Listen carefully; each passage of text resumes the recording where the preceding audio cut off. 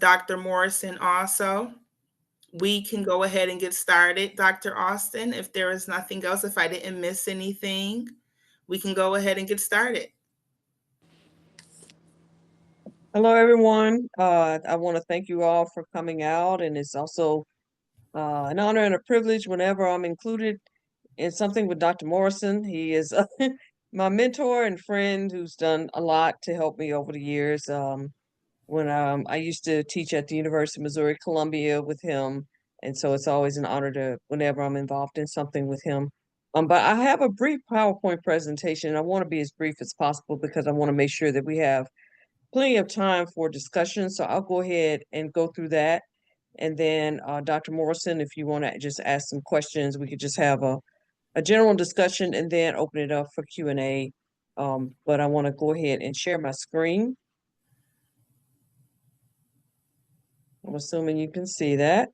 So tonight I'll be talking about Black female mayors.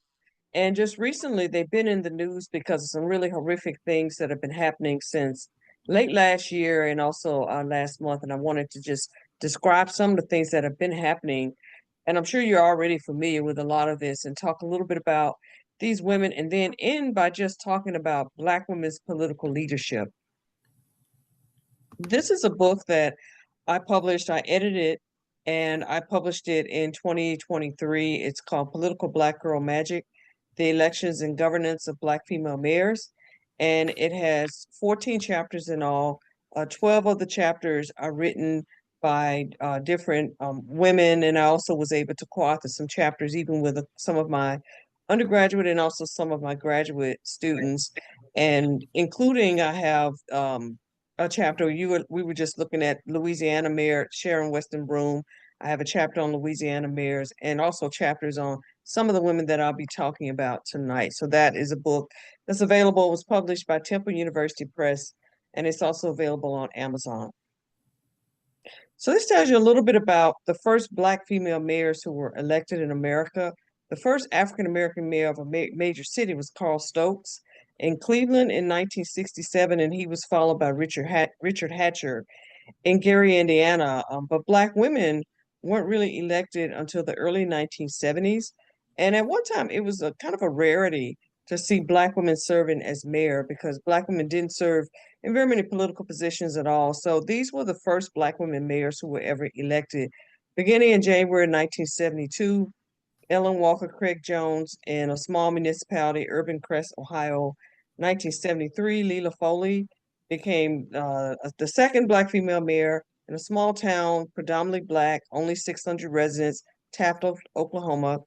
Later in 1973, Doris Davis became the first Black mayor of a major metropolitan city when she became the mayor of Compton, California. In 2017, it was referred to as the year of the Black woman mayor because at that time, 5 Black women held office in major American cities at the same time. And that was the first time anything like that had ever been done from January to June of 2017. And not only were they elected, but they were serving in major cities. So I now want to talk about the 4 women that I'll be focusing on tonight. This is LaToya Cantrell, who is the current mayor of New Orleans, Louisiana. She's born in Los Angeles, and that's also something that's a rarity to see a Black woman mayor who was born in a different city than the one that she represents. But she went to college in Louisiana and New Orleans and at Xavier University. And that sort of, after she went to college there, she really became involved in the community as a community activist, especially after hurricanes. She was very much involved, and she exhibited so much leadership that eventually she ran for and won election to the city council. She later was elected mayor November 18, 2017, making her the first Black female mayor of the city of New Orleans, which has had several African-American mayors dating back to Ernest Morial in the late 1970s. New Orleans is a city that many of us are familiar with. It heavily relies on tourism. And that's something that I want you to remember because when I talk about what just recently happened there, it's a really frightening thing that something like that could happen in the French Quarter. But they heavily rely on tourism. New Orleans has had a high crime rate for many years, but it also has a lot to offer. It's a major American city, has a lot of economic development, it's a world-class city, but they have the same types of issues as other major cities with crime and poverty, disparities between the wealthy and the poor. But the main problem for one of the main problems in New Orleans has always been the crime problem there. During the 1990s, there was a lot of corruption when it came to the police force. It was the murder capital of the nation. They've had that designation more than once. So that's the kind of city that LaToya Cantrell has been running since she was elected in 2017. And the recent incident that I'll be talking about tonight happened on in the early morning hours of January 1st. They were still having I guess they were kind of just ending the New Year's Eve celebrations. We just, gotten into the new year. It was about 3 o'clock in the morning, and then it went from revelry to mayhem. New Orleans, of course, is a major tourist destination year round, but especially around New Year's Eve, and a lot of people were there, and the crowd was kind of dispersing.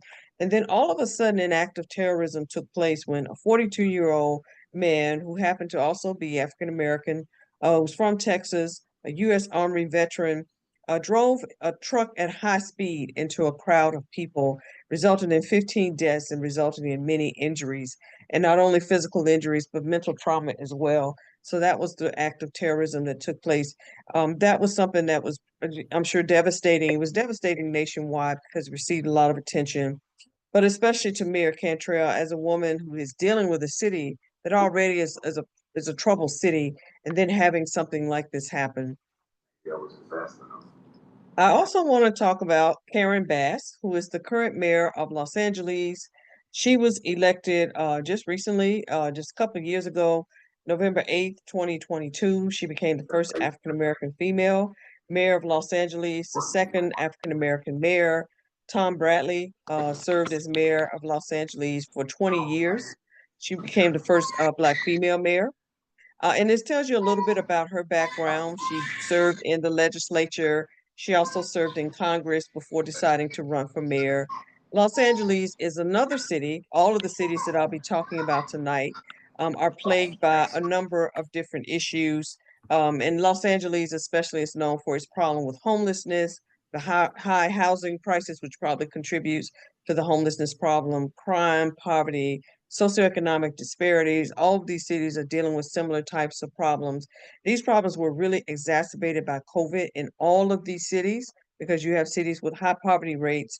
And during COVID, there was a massive, as you know, issue with joblessness, unemployment. Those issues got much worse. And you were able to really see the disparities between people of different classes and also people of different races in places like Los Angeles. So again, these women are taking on a major role, and they have a lot of different responsibilities and a lot of different burdens. And then also a catastrophe happens that they also have to address. So that's been the case with all four of these women in a very brief period of time. For Karen Bass, she's dealt with a lot of different issues, like all the women that I'll be talking about, but especially the wildfires that took place from January 7th to the 31st. And their causes were, it could have happened in any place that has this type of climate. A lot of people blame it on climate change, the winds, the dry climate, the little rainfall. It's naturally a dry kind of vegetation in California generally. There's low humidity. So in that type of climate, we shouldn't be surprised to see these wildfires raging. And so this describes what happened. There were 8 wildfires that destroyed properties all over Los Angeles, even a lot of wealthy, famous people who lived in Pacific Palisades. Their mansions burned down. San Diego also had some fires there. At least 29 people died. Thousands of people had to evacuate from the area. And it's going to take a very long time for this area to ever recover, if they're ever even able to recover from all the massive destruction, billions of dollars of losses, the environmental impact, and just the physical and the mental health impact in a city that already was struggling. People already leaving because it's so expensive to live there, but then to have this happen and to lose everything. The question is, are they going to even go back to Los Angeles? The people who've had to evacuate. And one thing that was really controversial about Karen Bass is that when this first started, she was in Ghana, West Africa, seeing the inauguration of Ghana's new president, and she had left Los Angeles on January 4th. The fire started on January 7th, and she wasn't able to get back until January 8th. That received a lot of really negative attention. And as we know, if you from looking at these women, or if we're looking at just Black women mayors generally, one of the things that I talk about in my book is that they tend to get a lot of criticism. And I think every politician gets criticized, but especially for Black women, they get a lot of criticism, and you have to question if their race and gender has anything to do with that. So people really were very critical of her for not being in town when these wildfires occurred. So this is the third woman that we'll be talking about tonight, Muriel Bowser, the mayor of our nation's capital, Washington, D.C.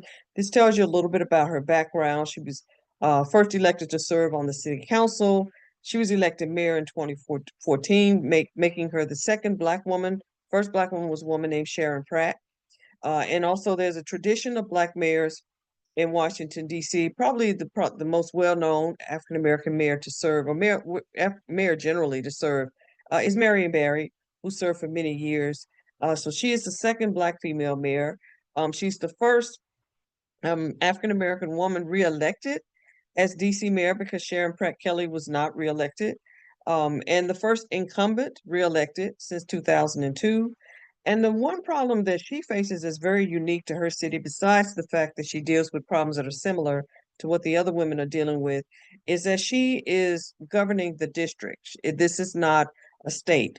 And as a result of that, because she's the mayor of the nation's capital, as this quote says, there are 700,000 residents, the population probably even is higher than that, who don't have full voting representation in Congress.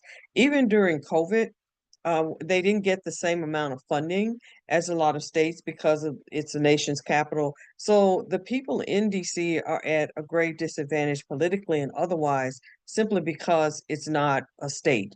And as a result of that, for many, many years, and Mayor Bowser also is continuing to try to get statehood for Washington, D.C., making it the 51st state in the nation. So that tells you a little bit about Muriel Bowser. On January 30th, 2025, there was an air. This is something that's still in the news. It was a very tragic situation, as are all the things that I'm talking about. Excuse me.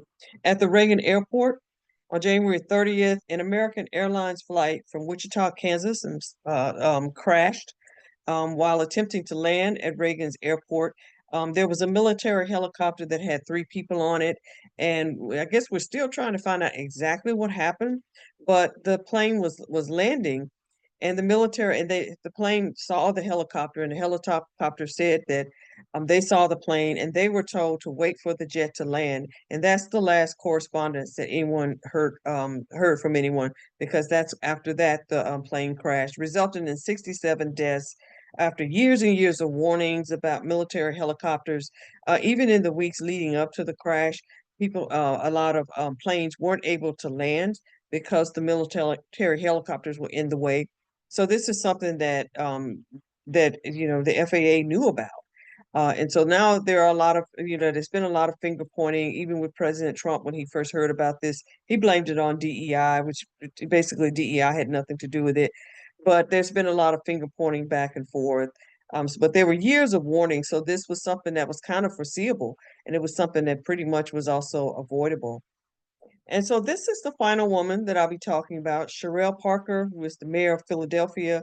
She was elected November 7th, 2023, making her the first Black female mayor, the fourth African-American mayor of Philadelphia. This tells you a little bit about her background in the legislature. Later, she served on the city council before deciding to run for mayor. And when she was asked on election night, when she won the election, what kind of mayor are you going to be? She said that she would be a get it done Philadelphian. She was born and raised in Philadelphia, a get it done mayor who won't ever forget her deep roots. I'm Philly born, I'm Philly bred, and I'll be Philadelphia until I'm dead. And so that's the attitude, I guess, that all of these women have. They really, truly love their cities, and that's why they take on these huge responsibilities. So again, this is something, a city that's a major American city dealing with the same types of problems that every American city deals with, but especially large American cities. It's Philadelphia in recent months received a lot of negative attention because of smash and grabs, especially at luxury malls, when groups of, I guess, young people would go into these luxury stores and just steal things and just run. So that's a big problem there. So all of these women have had negative media attention because of things that have happened in their cities before even these tragedies occurs. So on January 31st, 2024, the medical helicopter crash took place. A medical jet was transporting 6 people, including a 6-year-old child and her mother. The 6-year-old had had surgery, and she was being transported so that she can eventually go back to Mexico with her mother. And they were on board. And according to eyewitnesses, the plane just pretty much just dropped out of the air. It was had been in the air for maybe about a minute, and it just plummeted near, really near a residential area, plummeted near a mall. One person on the ground was there with his wife and his son. Died, and his wife and his son were critically injured. And it injured several different properties. People were afraid that it might even cause a fire to maybe burn some residential housing, or even because it was so close to a mall, it really could have been even more devastating than it already was. At least 24 people on the ground were injured. So that's what happened in Philadelphia. So those were the 4 women. So what can we learn about Black women's mayoral leadership? First of all, many Black women have to govern what's called a hollow prize. This is a theory in political science research that says that by the time an African American mayor is elected, usually the city is very poor and is lacking in different types of fiscal and other types of resources. So you're the mayor of a city, and that's a good thing. And African Americans have representation, which is a good thing. But the problem is that you're governing a city that's starved for resources, and that you're governing a poor city, and you have all of these problems that you are expected to serve. The expectations are extremely high, especially for the first Black mayor.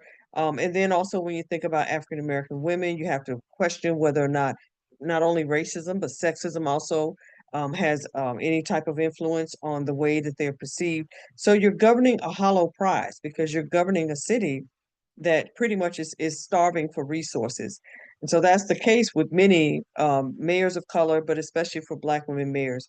And then you also have to juggle this balancing act. You have a city that has overwhelming problems already, and then you're confronted with something like what these women have been confronted with, and you have to find a way to try to address this catastrophe or this tragedy that has happened, and also address the other problems that already existed in these cities. So you have sort of like a balancing act, but you also have to govern what's called an urban regime, which is sort of a partnership between private actors and public actors. You have the public elected officials, but you also have people that, like the ones that are listed here, who are private actors, and you have to find a way to bring all these people together to govern a city. So it's not just the politicians, the mayors, the other local elected officials who govern cities. It's those people, but you also have to include the citizens, and they have high expectations and high needs. You also have to definitely cater to the business establishment, and that's why many of these cities heavily rely on tourism, heavily rely on economic growth. But sometimes there's a conflict in the sense that economic growth is being sought, but it only benefits the people of the higher classes, and people who are poor people, who especially who live in poor or low income communities, are oftentimes neglected. And for Black women, the expectations are extremely high because you would think, in other words, that a Black woman would have more concern for a poor community, knowing that disproportionate numbers of Black women live in those communities. So you have all those expectations, you have to cater to the business establishment. And sometimes the business establishment cares nothing about poor people or poor neighborhoods or any of the issues that they're concerned with. You have educators, you have law enforcement, you have troubled relationships between minority communities and policing communities. So you have all of that to deal with. And then you have to deal with the issue of intersectionality. You have to find a way to deal with your governor. And many of these women have had very troubled relationships with the governors of their states. And then also you have to deal with the national elected officials, especially the president. One of the things that we wrote in the book is the fact that when Donald Trump was in office the first time, when he was first elected in 2016, he had a very troubled relationship with Black female mayors. And now he's in office again. And so it remains to be seen what relationship he'll have with them again. But all of those things are things that you have to juggle when you're any politician, but it's even more complicated when you're a Black woman politician.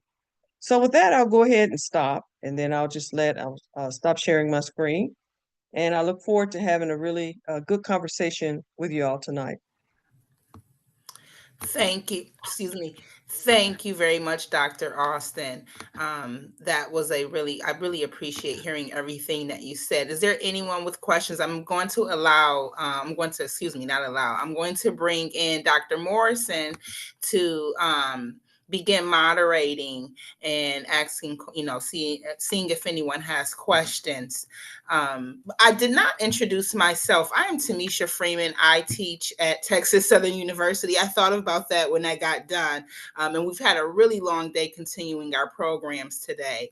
And so I am Tamisha Freeman on the faculty teaching in the Department of History at Texas Southern. And so Dr. Minion, Dr. Morrison, if you are ready to begin moderating, you can go right ahead. If you want me to, ask questions or anything, but if not, you Right, are he'll able. handle that. Let him handle that part of it too.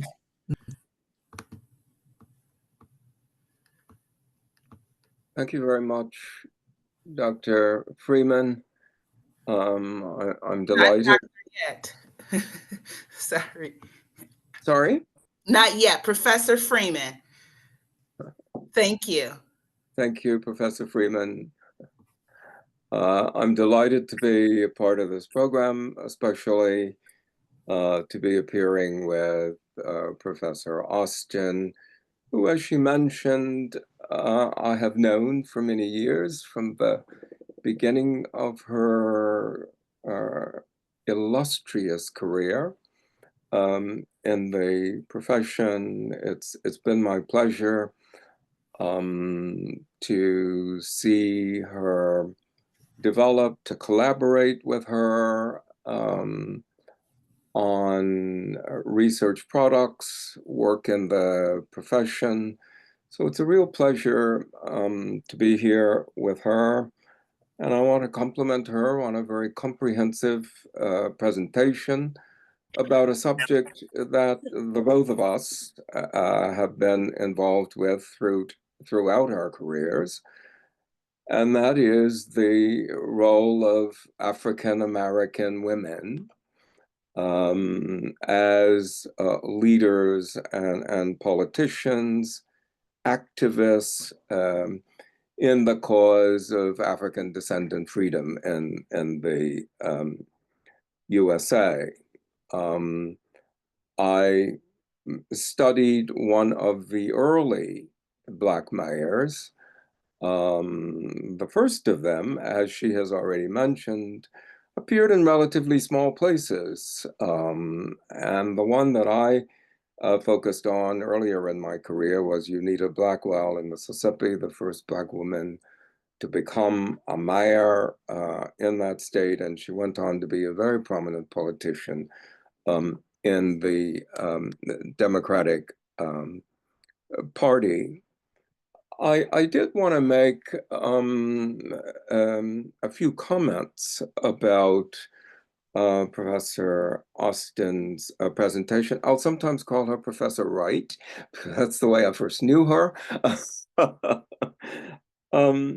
The selection of women that she has chosen are all operating in very large urban settings. And that is one of the characteristics that we should pay attention to. These are women who are leading very large and important political enterprises.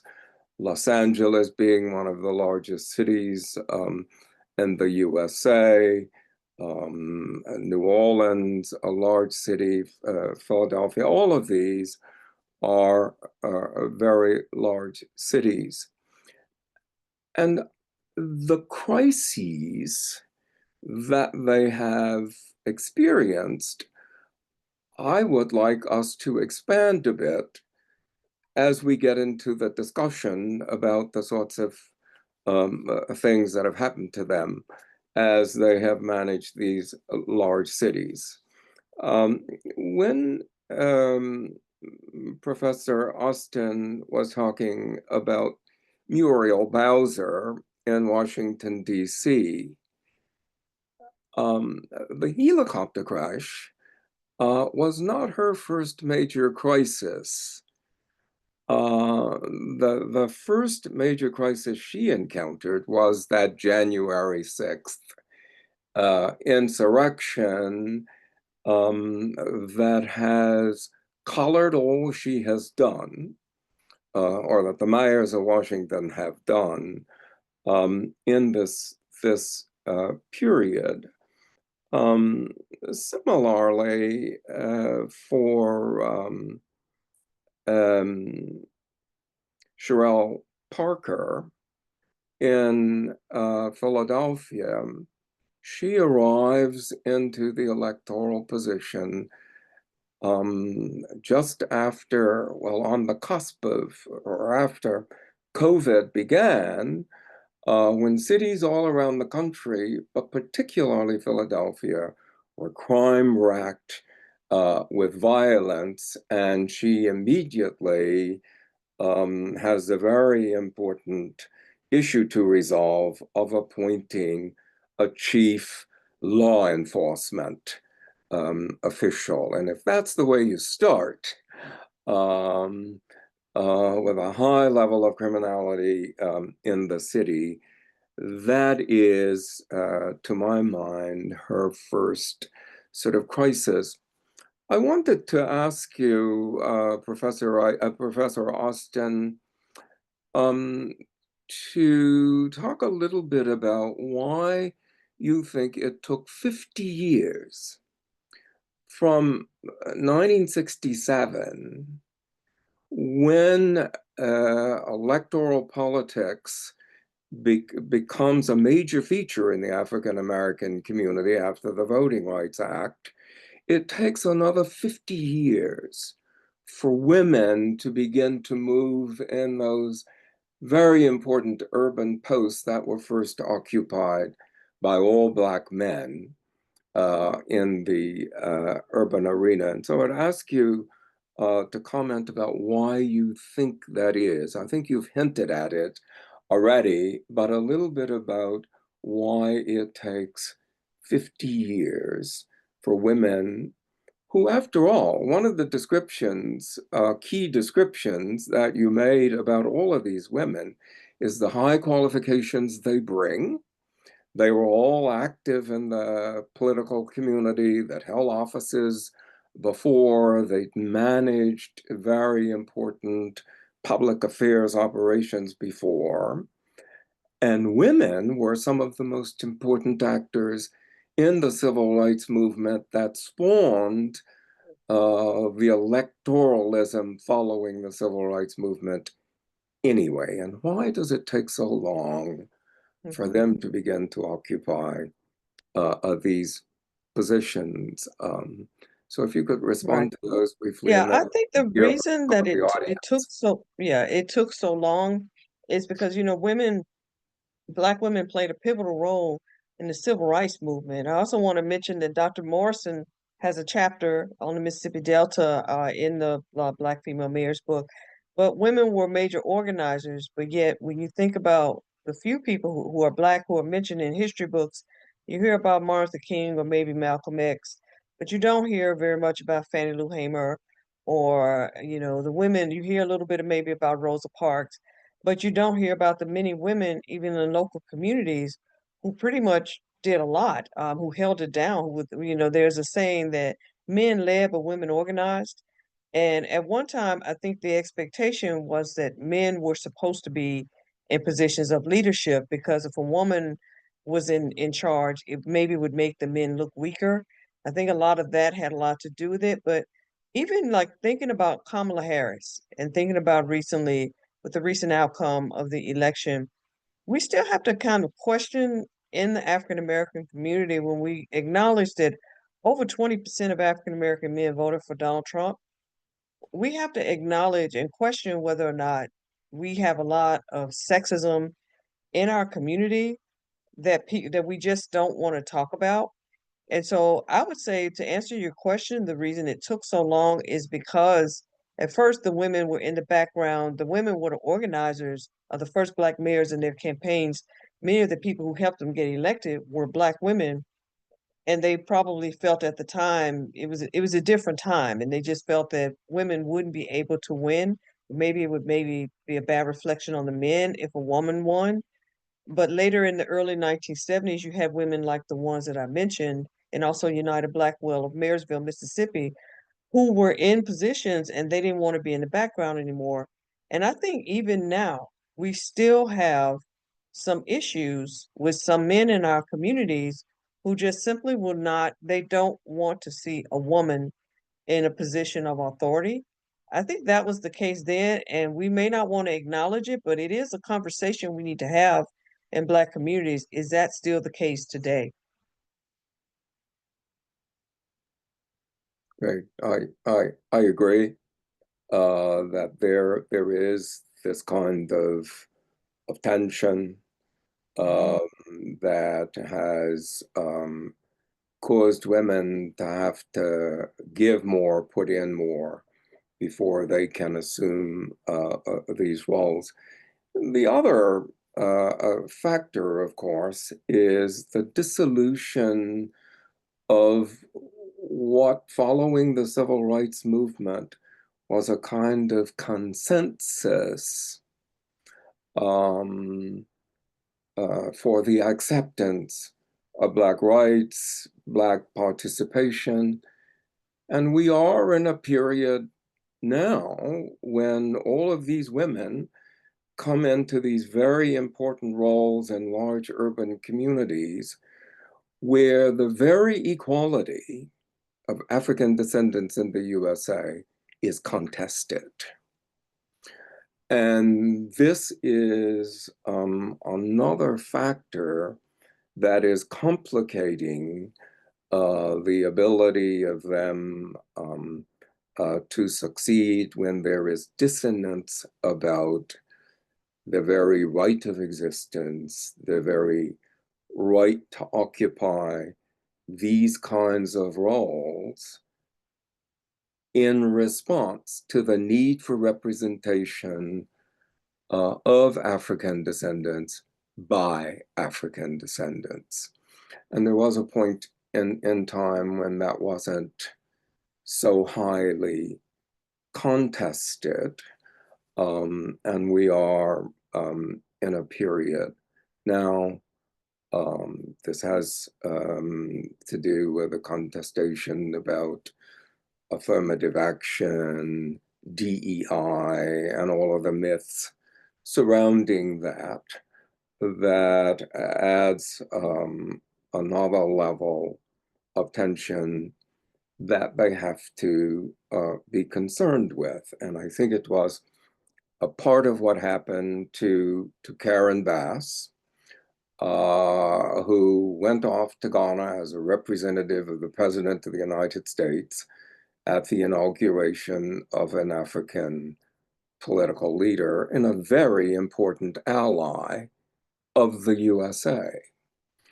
And all of the records demonstrate her attentiveness to the crisis situation of the wildfires while she was away, struggling to get back home, and yet she is clobbered as if the worst crisis in the history of the state was something she could have predicted and had the means to effectuate the absence of. Fundamentally unfair in that she didn't get a chance to be seen for her intense engagement in the efforts to see after the wildfire crisis. So it's an environment now that has another layer that they have to contend with that makes ruling, leading much more difficult. I see that there are a number of questions and comments in the chat, and I think perhaps we might turn to some of those. to see if there are particular questions people are raising for Professor Austin, or anything else you want to talk about in reference to this question of African American women's leadership at this moment in Can time. you, I have a question. This is Dr. Karen Kossie-Chernyshev. My question is about how these women, do you know how they decided that they wanted to be mayor? Like, were they, did it come out of a kind of authentic experience there where they, saw the need and wanted to respond to it? Or were they kind of, were they approached by a group of people who said, we'd like for you to be mayor? Do you have any history on how they came to the decision to run? Because as you've already pointed out, that they were the ones that you've described, by the time they're able to be mayor, the cities that they are wanting to lead are in dire financial straits. Mm-hmm. Like, Well, why one would of they the even things, want to do it? yeah. Well, one of the things that I noticed, that one of the most interesting findings from the chapters in the book, is that many of these women, I would say most of the Black women that we studied, belonged to sororities, and they were very much involved in campus activism and community service while they were in college.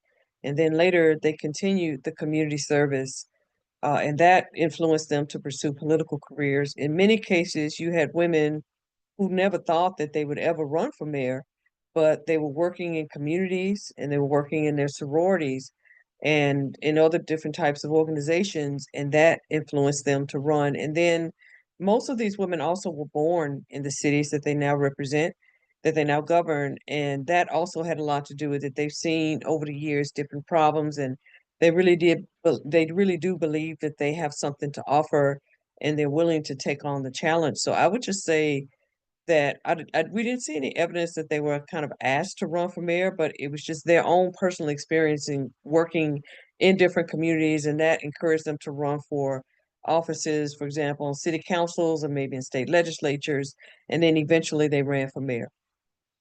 And the one thing that I'm now interested in thinking about for like a future project is, now that we've seen Black women mayors, will we see a Black female governor? We've never had one. We currently have Winsome Sears, who's a Republican, who's the Lieutenant Governor of Virginia, who's running for governor. Stacey Abrams, of course, ran and didn't win, but did well, almost won in 2018. And now it's also rumored that possibly Kamala Harris might run. So the next thing that I'd like to look at is just questioning whether, now that these women have served as mayors of cities, where do they go next? Do they run for, do they go seek congressional positions, especially in the U.S. Senate? Do they run for governor, or even do they run for president? Because that's my next book, is looking at Black women in the presidency. Thank you. I would also add to that two things.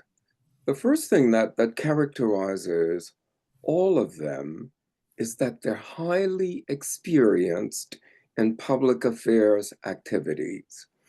They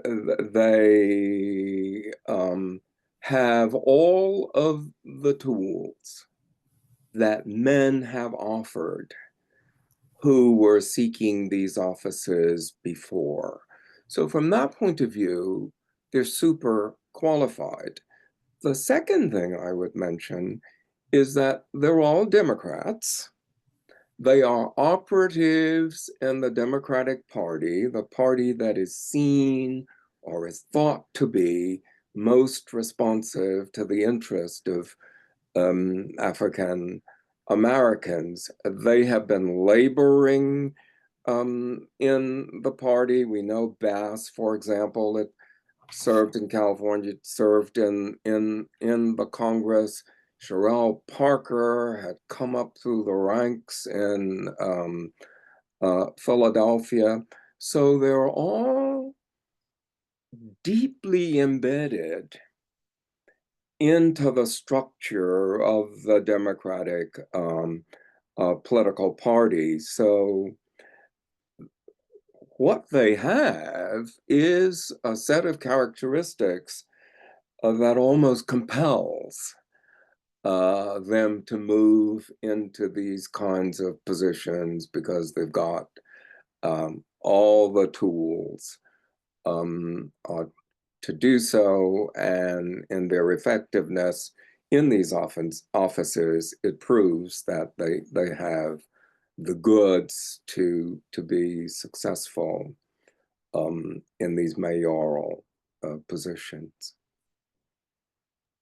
One of the things that I'd like to add to that statement is it's ironic, as you mentioned, Dr. Morrison, that for people of color, we are always called DEI hires, or saying there are always these things that we receive something we didn't deserve because of DEI. It's like this really horrible word now.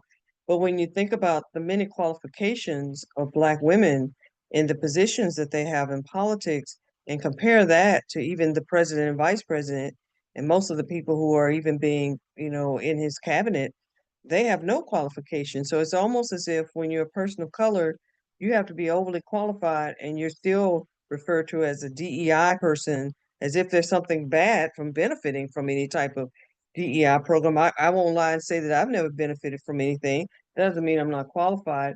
But then you have white men and women who have no qualifications, and no one ever questions that. So that also, I think, is pretty ironic.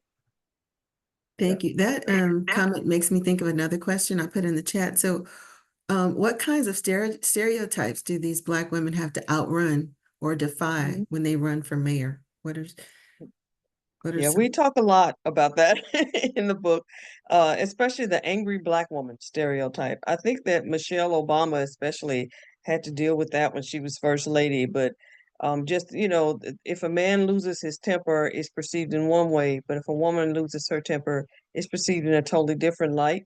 And especially if a Black woman loses her temper, it's seen in a totally different light.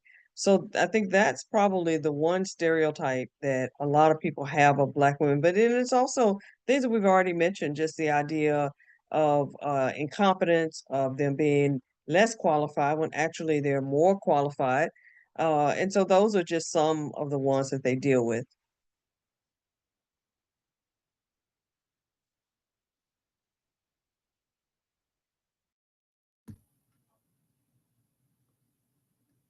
Is there another question or another comment? If not, I have a question, Dr. Austin.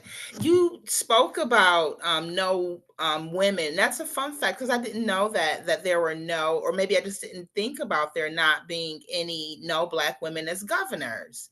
What do you think the challenge is? What sort of, it's like the mayoral position we can obtain. However, there's almost like a block past there going into governorship. What do you think prevents that, and what do you think will make way for that to happen? Well, I think it's difficult for a candidate to win any statewide position because even when you look at the small number of Black women currently there are two Black women who were just elected to the U.S. Senate, and there are more Black women in the U.S. Senate now than ever in American history. You can count the number of Black women who've served in statewide positions, especially in the U.S. Senate, on one hand or two hands. So it's really difficult when you run statewide because many African American candidates tend to represent urban districts that are predominantly minority. They're populated mostly by people who are African American and Latino, populated mostly by people of color. But then when you're running for something like governor and you're running statewide, you have different pockets of, at least in our state of Florida, in every state, I would say, you have some pockets in some cities that are largely Democratic, but others they're surrounded by red. They're surrounded by Republican areas. And so if you're running for governor, you can win. You have to make sure you have a large enough turnout in those urban communities, in those suburban communities, then and you have to also try to appeal to people who live in those red communities as well. And sometimes it's really difficult. And you also have situations where people will lie and they will, take a poll. We saw that with Kamala Harris. They'll take a poll and they'll be asked, "Well, are you willing to vote for this person?" And they will say yes. But when they go and they close the curtain, or when they send in their mail-in ballot or however they vote, they won't vote for that person. So I think that has a lot to do with it as well. And you also need a lot more in terms of funding. You need more name recognition. And some of these women have name recognition in the cities because they are mayors of cities, but they're not really all that well. Sorry. And then you also have to think about the media. We have so many conservative media outlets that do nothing but try to find ways to just criticize Democrats, criticize people of color. And so these women have to deal with that as well. So there are a lot of different obstacles, and they have to be very, very well mobilized if they're trying to even think about running statewide. We have a question from Tanisha Moore. I would just like to comment on that a bit, and Professor Austin mentioned it actually, and that's money. Campaign financing in this country is done in a way that's almost unlike any place else in the world, where it requires so much money to run that it prices people out of the market. And this is certainly true, not just for African American women, but African American men as well, who are simply not able to raise the cash to mount campaigns of the size that's required for a governorship in the United States. And there really is no reason why the system has to be done this way. You can have perfectly democratic elections without them being bought by cash, and lots of other places around the world have demonstrated that.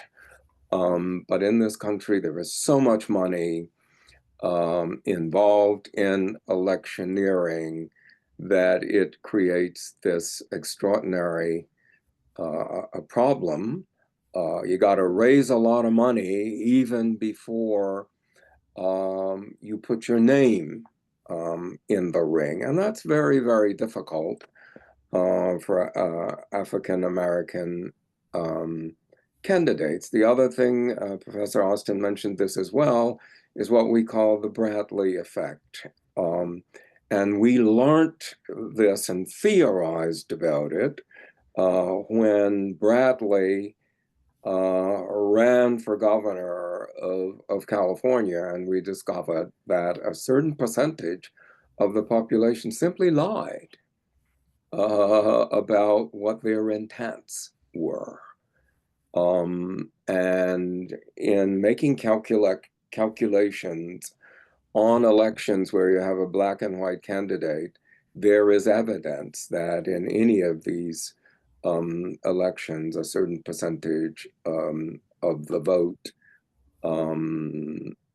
is called into question because of this Bradley effect of people who simply lie about their willingness to support a candidate of color. But much of it is about the money, which is really the point I want to make. Okay, Tanisha? Tanisha Moore had a question. Yes, hi. My question was similar to Mrs. Freeman's, Professor Freeman's, in the way of elections and just running. So I was curious about, for example, if Professor or Dr. Austin or Dr. Morrison would consider themselves campaign managers for this example. The techniques they would use to help a mayor, an African American woman, become mayor of a populated city. And so I feel like a lot of the answers provided kind of match. But if you have anything else to add, I'd appreciate it. Thank you. Well, I would say that make sure that you have name recognition, but the main thing for any candidate running for any position is to make sure that you have the grassroots support. You have people knocking on doors, you have people phone banking, and you can only rely on polls to a certain extent because polls, as we know from several elections, but especially from the one in 2024 recently, they can oftentimes be dead wrong. And so make sure that you have volunteers, make sure you have a really good get out the vote drive, make sure that you have enough volunteers not only to call people but and to ask them to vote, but to actually even have the transportation in place to actually get them to the polls because that could really make a difference. Because even when, again, I keep talking about the presidential election, but if you really think about Kamala Harris's loss, if you look at the blue wall states of Wisconsin, Michigan, and Pennsylvania, she didn't lose by a whole lot of votes in those states. And even in Georgia, I think, correct me if I'm wrong, Dr. Morrison, but I think she lost by less than 50,000 votes in Georgia. And I mean, I'm not that that would have made a difference in Georgia if she hadn't won some of those other states, but that's the kind of thing that could really make the difference between a win and a loss. Just if people turn out. And also another thing I want to point out is that now that Donald Trump is in the White House, a lot of people in minority communities are now angry and complaining about all the things that he's doing, but he didn't lie. We knew that this was coming. And the ironic thing is that many of the people who are complaining the loudest are people who didn't actually vote. So it's important not only that you vote, but also that you tell everyone that you know and that you make sure that you have a plan to not only go vote yourself, but make sure that you get other people in your community to vote also. Because, I mean, that's the main thing. I mean, you need money, but you also, the most important thing is needing people to actually go and vote on election day. Yeah, I agree that turnout is the first concern you want to have. I've worked on any number of election campaigns, and the most important thing is to mobilize your base to turn out. That's particularly important in this moment when a sizable number of people in one of the major political parties articulates the view that voter suppression or reducing electoral turnout is a principle. And so it's critical to be able to understand what your base is, to make sure that the base turns out, and to optimize the democratic principle of every vote counting, and that every citizen who is eligible has the ability to vote. So we should not discount the degree to which voter suppression also had an impact in the past election. Actual preventing, tossing people off the voting rolls happened in many states, and it was a principle of one of the parties to do that. I have a couple of questions. The first is, how can losing an election lead to an eventual win? How can a loss, because I remembered somebody running and saying that even when you lose, well, not every politician wins his or her first election. So what's the benefit of running and losing? I would say the benefit is that you learn from your mistakes and you don't repeat your mistakes again. Mhm. And then I see another question you have, how fragile is our democracy at this point? Oh man. Oh my, is especially for those of us who are in academia, but just generally every day. It's like you're just being bombarded with bad news every single day. So I would say the democracy is very, very fragile. I would agree. And it's not just about voting. Another major issue now is the rule of law, and adhering to principles in the US Constitution, and fundamental understandings that we have of citizen equal participation and equal representation in the before the law. All of these are questions now that are contested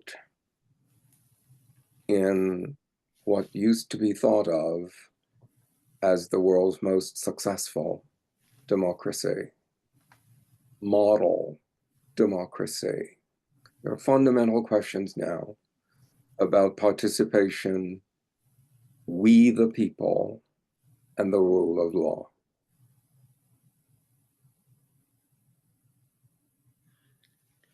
Thank you, Dr. Morrison. I seen another question. I see one of the Tamisha Freemans. There's several Tamisha Freemans in here. I'm assuming some are my students and maybe people from who I've invited. And so if you still have your question, other Tamisha Freeman, I'm not sure who it is, feel free to ask it now, or you can put it in the chat. Hello, everyone. My name is Ariana Richard. I currently attend Texas Southern, and I am in Professor Freeman's class. My question was for Dr. Austin. My question was, do you believe that if African Americans can come together as a whole, we could have more of our people in office? Or do you believe it will take more to overcome these barriers? And my question stems from when we were voting. I voted on campus, and a lot of my fellow students, they were telling me that they voted for Harris, but they were actually voting for Trump. So I believe one of you spoke on I'm sorry, I forgot what exactly it is that you spoke on, but are people coming together? Do you feel like that would benefit us to overcome these barriers? I think so, definitely. I think we should come together. We should make sure that we vote. You can't tell people who to vote for, that you have a right to vote for whomever you want. But I think that the main thing is to focus on the turnout. And I see another question, what can we do individually to strengthen our democracy? Make sure that you're aware of what's going on, first of all, but also make sure that you vote. And voting isn't the only form of political participation. Make sure that you follow the people that represent you and find out how they vote. If someone represents you in Congress or the legislature and they're voting against things that are going to make your lives difficult as students or as faculty, you need to be aware of that. But a lot of times, by the time we find out that things are happening, it's already too late. So I would say make sure that you're politically aware and not only politically active in the sense that you vote, but have political participation in other ways as well. Absolutely. Thank you. Thank you for your question, Ariana. Well, it's 8:02. I want to thank everyone for showing up. This is a very rich discussion. I know I have more questions, but hey, time is up. I want to thank you, Dr. Austin, and thank you, Dr. Morrison, and thank each of the students and folks from the community who've come to join us. And Tamisha, I'll let you have the last word. Yes, thank you all very much again, following Dr. Kossie. And I want to take the time out to thank Dr. Kossie for putting on this event. We were we were on campus this afternoon, finishing another event that was also a rich discussion, and now we continue going. And so Dr. Kossie has put in a great deal of work. And so I do want to take a minute to recognize her. I also want to recognize any other faculty that may be in here. I'm not sure if there was anyone else, but I do believe our chair, Dr. Esparza, is still here. He was also present this afternoon, and so I'm not sure if he wants to say anything, but even if he does not, our chair, Dr. Esparza, is here, and so I would like to thank him also. With exception to that, if there are no more questions or any other comments, Dr. Austin, thank you very much. Dr. Morrison, thank you very much. This was a rich conversation and dialogue, as Dr. Kossie said. I also want to acknowledge my students who have been sort of present with me throughout the day, showing up to events and just really demonstrating your scholarship. And so if there are no more questions, Dr. Esparza, I see he's on. Would you like to say anything as we close out? Only to thank everyone who's come on to tonight's program, Dr. Morrison, Dr. Austin, Dr. Kossie-Chernyshev. Thank you for such wonderful programming. Students, you were amazing with y'all's questions. And it really excites me and motivates me to really sort of get at and try to eliminate apathy wherever it exists. Apathy oftentimes is our greatest enemy, and we sometimes fall victims to it too. But tonight has reminded me of the dangers of apathy, and I move forward now, making sure to eliminate it where I can. So thank you all for tonight's discussion, and you all have a safe, warm night. Thank you. Thank you all. Thank you all very much. Dr. Austin, Dr. Morrison, last words? Thank you all very much. This was wonderful. Any other time, if you ever want me to participate in anything else, it would just really be my pleasure. Thank you very much. It was my pleasure. Delighted to see so many people here and such high interest in this topic. And I want to thank all of the professors for, I know, all the energy that it takes to make something like this happen. So thank you very much. Thank you. Thank you all very much. This concludes our session for this evening. Thank you again, Dr. Karen Kossie-Chernyshev, and we will see you all if you join us for the week 4. Have a wonderful evening. Were you about to say something, Dr. Kossie? Yes, we have a session tomorrow night. I will be sending out, you can use the same Zoom link. We'll have Dr. Roland Daltis, who will be talking to us about a very interesting topic. Okay, thank you all. Good night. Good night, everyone. To my students, stay warm and have a great evening. I'm very proud of you. Have a great evening, everyone. We are logging out. Good night, everyone. Night.